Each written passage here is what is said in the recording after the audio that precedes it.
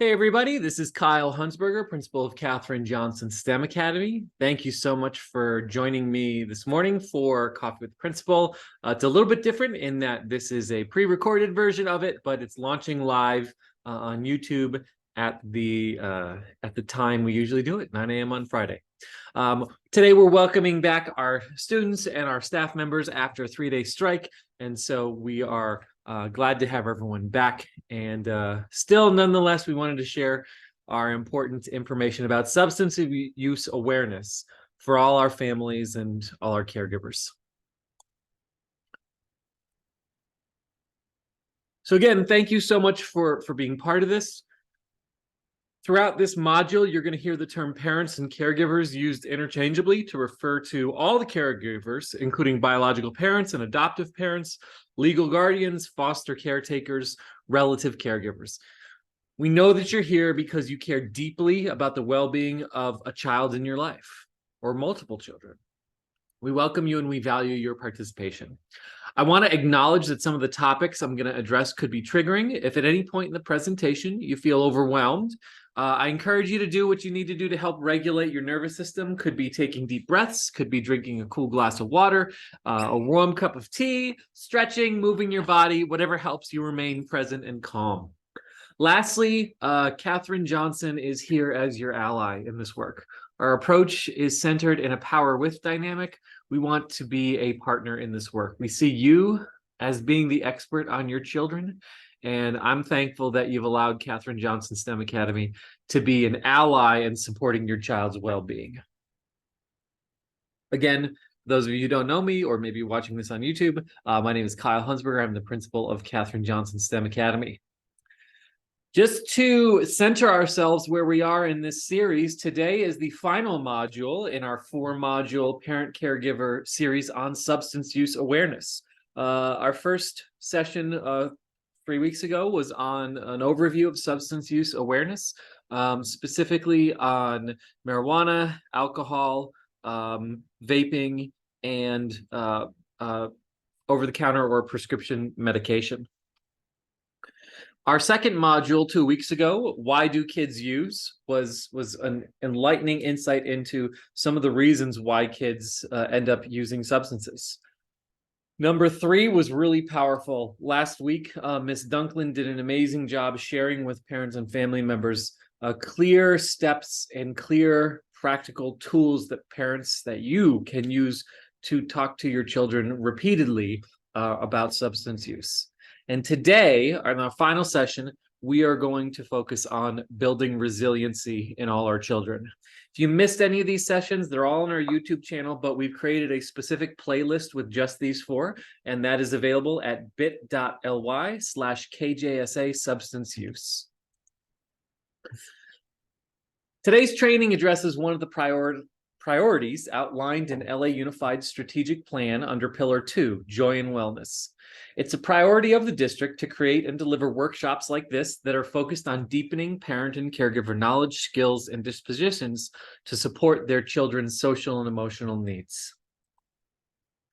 Our objectives today are threefold. Number 1, to review resilience elements that are important to substance use prevention. Number 2, to learn about the science behind resilience elements and strategies for nurturing them at home. And number 3, recognizing signs that your child may need help. The resilience principles reviewed in this module are outlined in the 2022-2023 Parent Roadmap for Social Emotional Well-Being and Academic Success. This roadmap was designed by educators and mental health professionals to support all parents and offer lessons, activities, videos, and additional resources. I encourage you to read this very practical guide to further support your learning. You can access it at bit.ly/LAUSD roadmap.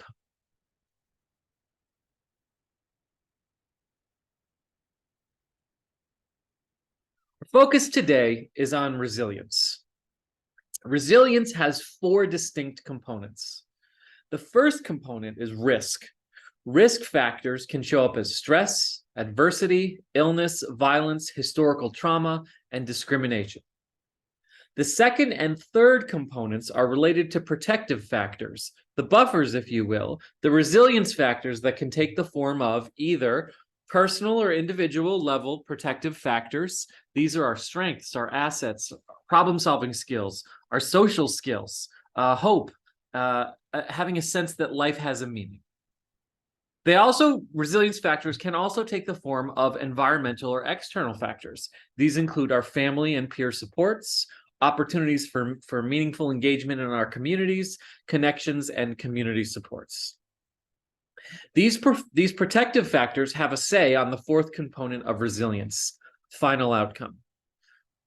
Resiliency is our ability to respond to and cope with the difficult emotions that come up at times of crisis, adversity, or everyday stress.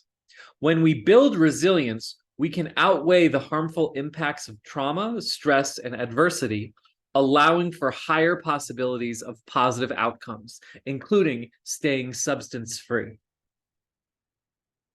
The beauty and magic of resilience is that it can be cultivated, learned, and practiced at any age. We'll review the 5 elements that can support your child's resiliency and increase protective factors. These include, number 1, establishing a sense of safety. Number 2, teaching the ability to calm. Number 3, connectedness. Number 4, self-efficacy and community efficacy. And number 5, hope and growth mindset. It is our hope that after this workshop, you'll realize that you are already doing a lot to build resiliency in your children and in your families. We hope that you feel validated at the end of this workshop. As I go through this presentation and workshop, I encourage you to take note and make a note of the things that you're already doing with your children to build resiliency. A sense of safety. Establishing a sense of safety is the first resilience element. Safety is important in all areas of our lives: physical, emotional, environmental, and financial. It is simply more difficult to overcome adversity and achieve success when we don't feel safe. What does brain science teach us about feeling safe? We learn and think best when we are calm and alert. When signals from our body tell us that we are comfortable and safe, that is, our internal needs like hunger and thirst are met, and input from the outside world tells us that we are safe and protected, for example, there's no external threat, then we will be in a state of calm. Feeling alarmed, fear, or terror stirs up our biological fight or flight or freeze responses. When the stress response is activated, the higher level functions of the brain shut down, which interferes with our ability to think clearly and make good decisions. Stress can interfere with learning, relationships, and behavior. Anything new can activate our stress response systems. Our reaction to novelty is, uh-oh, what's this? Until the new thing is proven safe and positive, it will be perceived as a potential threat. Fear shuts down thinking and amps up feeling. So learning something new requires a safe relationship and environment. There are different types of stress. There's good stress, there's tolerable stress, and there's toxic stress. Good stress is a demand on our body and an essential part of normal development. It's a key element in learning and mastering new skills. Tolerable stress is when we are exposed to stressful experiences and we are provided the protection of supportive relationships. This helps reduce the biological fight, flight, or freeze response and promotes a return to balance. Toxic stress is the key factor for whether stress is destructive when the pattern of stress is unpredictable, extreme, or prolonged. A stressor will push us out of balance and an internal stress response will be activated to get us back in balance. Everyone responds differently to stress. You may recognize some of these reactions in your child, your loved ones, and yourself.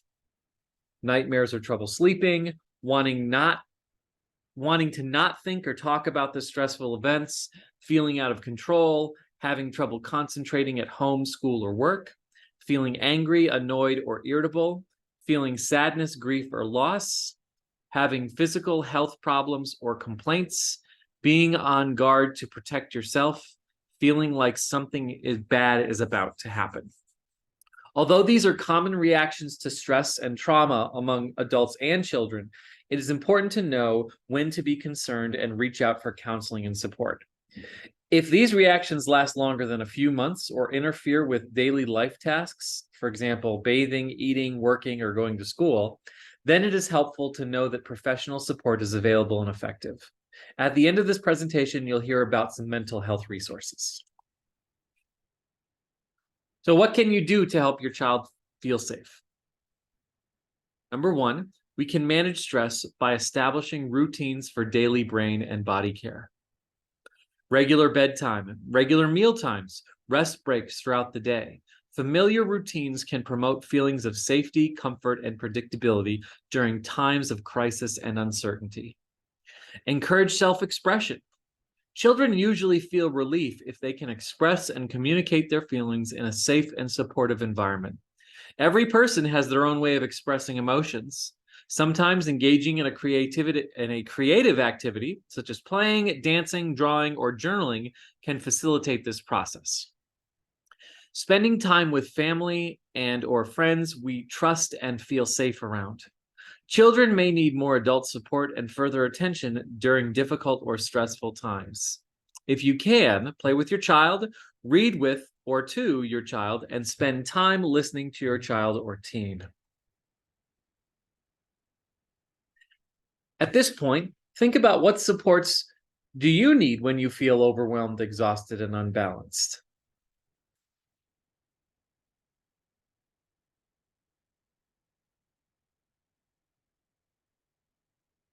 Teaching the ability to calm. What is the ability to calm? Calm is feeling safe and protected in our bodies and thoughts. Choosing our thoughts, for example, things tend to work out, or I can figure this out, can make us feel calm.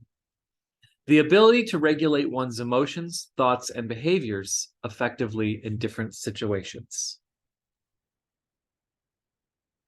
What does the brain science teach us about being calm? When a child or youth is shut down, upset, worked up, or stressed out, their behavior is a reflection of their arousal level, not a reflection of their relationship, love, or respect for you. Knowing this may help you to be more understanding and, as a family, find ways to bring their arousal down. Humans are emotionally contagious. We sense the distress of others. Our internal storm becomes the family's storm. Rhythm is essential to a healthy body and mind. Rhythm is regulated. It balances our emotions. Patterned, repetitive, rhythmic activity is one of the most helpful ways to move children from stressed out or super high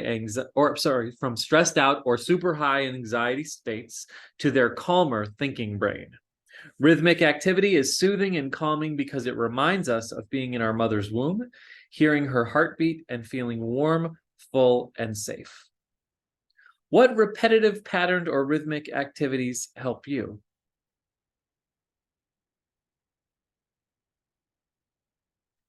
How we seek calm matters. Our bodies seek calm.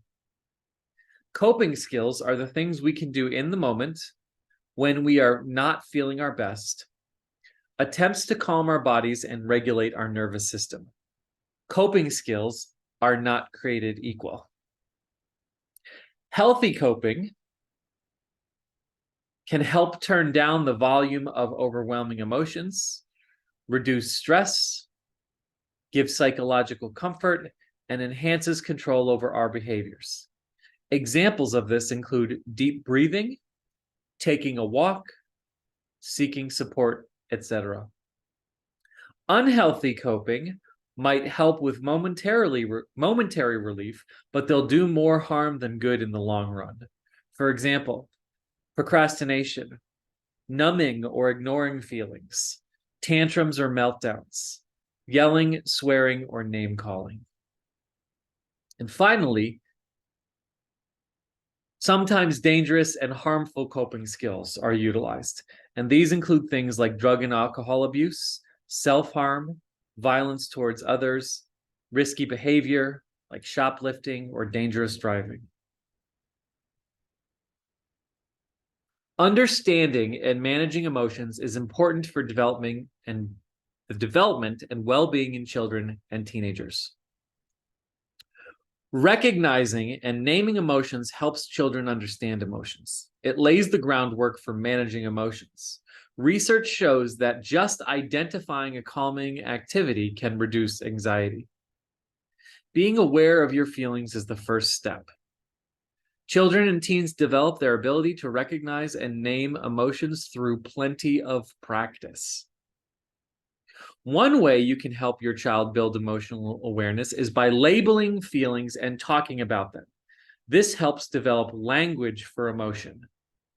For example, you're crying, you must be overwhelmed. Step in early. Help your child notice early behavior and physical signs of strong emotions building up. You can let your child know what you are noticing. For example, saying, "You're pacing and your fists are closed. I can tell you're getting angry." Or help them tune into their body, asking them, "What do you notice in your body right now?" Finally, modeling. Use language for emotion identification to model the skill. For example, when I was stuck in traffic yesterday, my heart was racing and I felt really hot. Does that happen to you when you're frustrated? The feelings thermometer is a visual tool that helps measure how kids and adults are doing emotionally. It builds emotional awareness and gives language to emotions.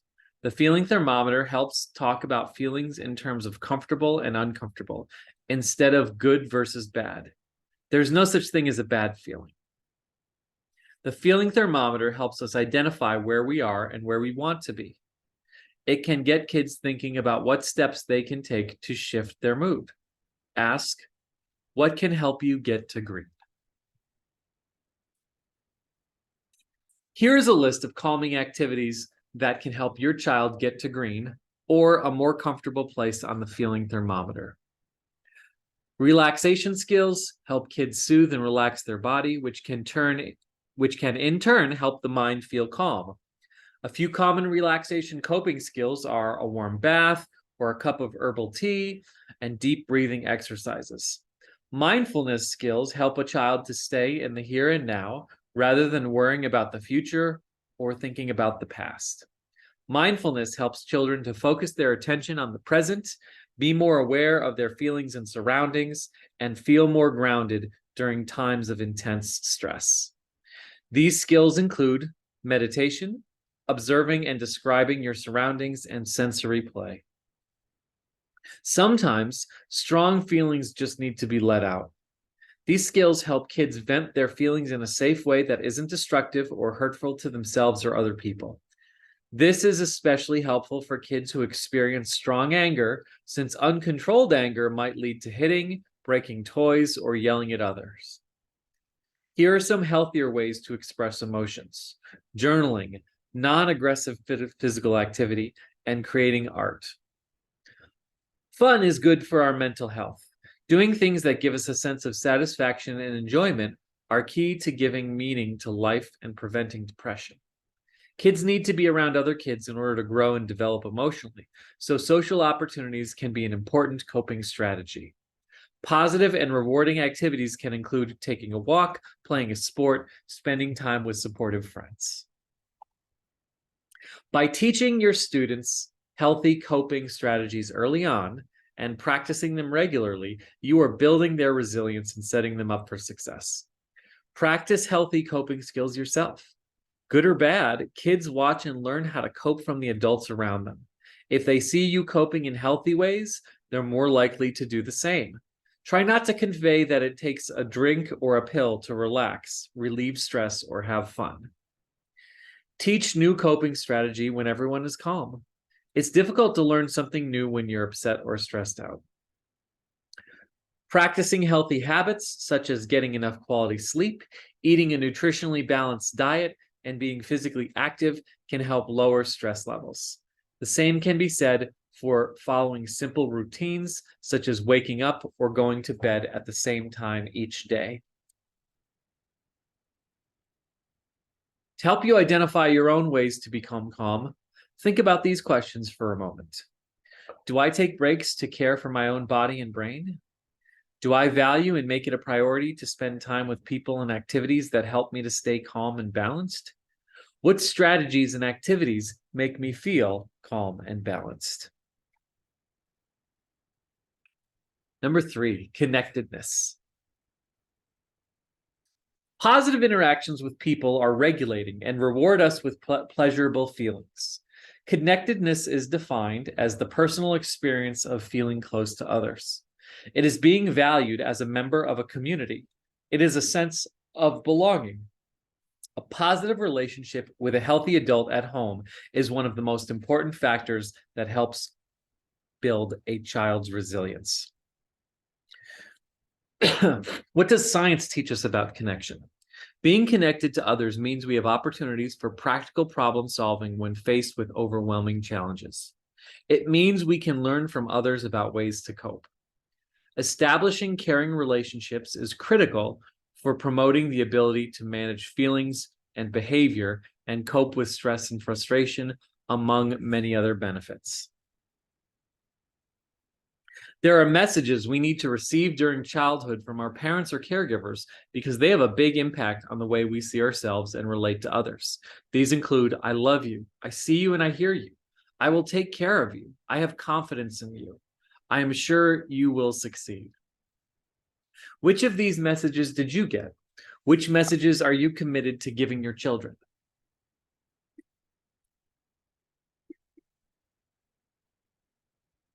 The 4th and 5th elements of resiliency building have been combined: self-efficacy, hope, and growth mindset.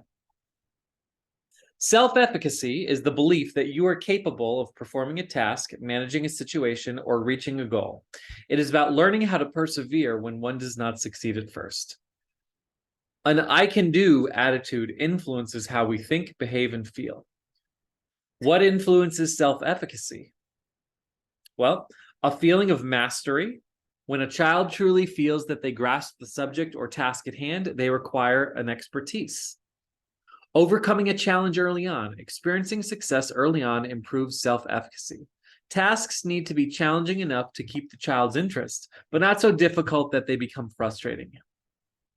Hearing praise for effort. It is important to acknowledge effort, strategies, or actions instead of focusing on ability. Belief in our collective ability to solve problems and make action plans is what's known as community efficacy. Asking for help is a way to access the strength of the community. It requires personal vulnerability and leads to empowerment.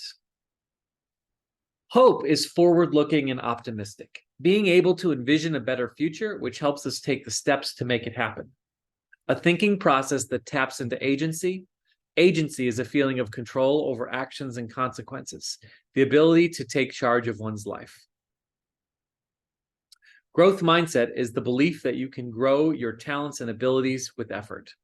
Those with growth mindset see effort as needed for success, embrace challenges, and learn from criticism, persisting when faced with setbacks. Growth mindset views failure as a springboard for growth. Children with a growth mindset do better in school because they have an empowering perspective on learning. Children with a growth mindset focus on improvement and see effort as a way to build their abilities. So how can you teach your child growth mindset? Teach your children how the brain works. When they practice something like math or basketball or reading or skateboarding, their brain is rewiring itself and forming new connections that make it easier the next time. Model a growth mindset for them. Our children learn a lot of their behaviors and beliefs from watching you. Let them overhear you thinking aloud when going through challenges. For example, this is really hard for me. I guess I better keep practicing. Or, I haven't learned how to do this yet, but I'm on my way. Show your own struggles. Talk about your mistakes and what you've learned from them. Growth mindset views failure as a springboard for growth. Plan for the future, distant or near, grand or small, with specific steps. Teach children how to set goals and come up with strategies for sticking to goals, even when it's difficult. Notice and celebrate successes, strengths, and resources. So think about this right now. What is a family success or some strengths that you can celebrate today?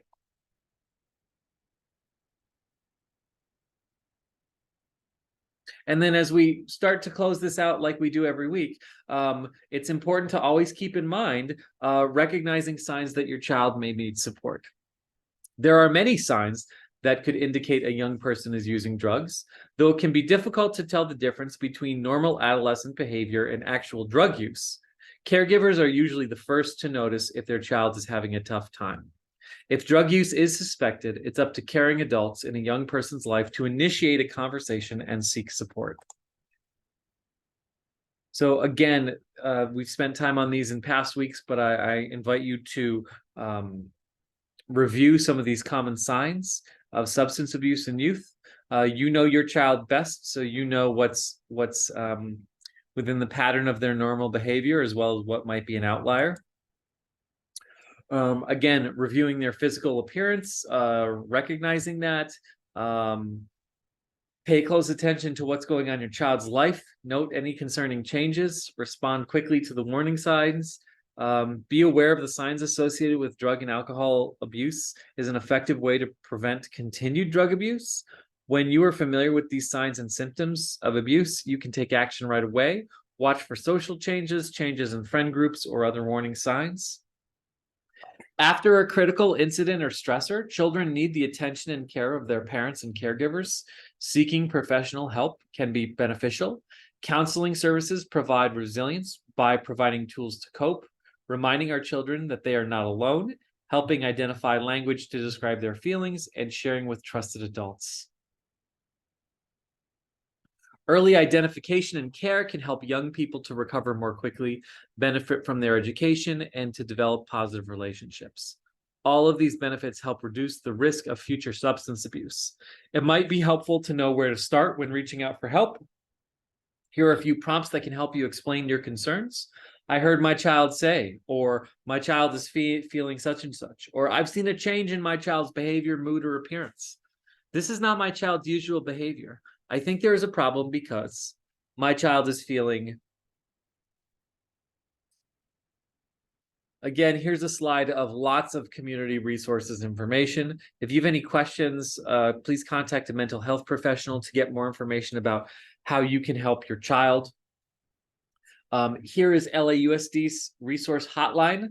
ask.shhs.lausd.net. You can submit a self-referral or a family referral. There's also a hotline, 213-241-3840, that you can call on weekdays between 8 and 4:30. And then as we wrap up this series, always, think about caring for yourselves. So self-care and extending grace to ourselves is critical to caregiving roles. Self-care is all about what you can do to help yourself feel better or keep yourself feeling good. It's a way that we can look after our own mental health and well-being. It's difficult to give our best if we're not feeling our best. Lastly, caregiving is not perfect. If there's something we could have done better, we can always go back and reconnect with our children. Thank you so much for joining us, not only for this module today, but for the last 4 where we've gone over substance use awareness. Again, I encourage you to check out any of these modules that you may have missed.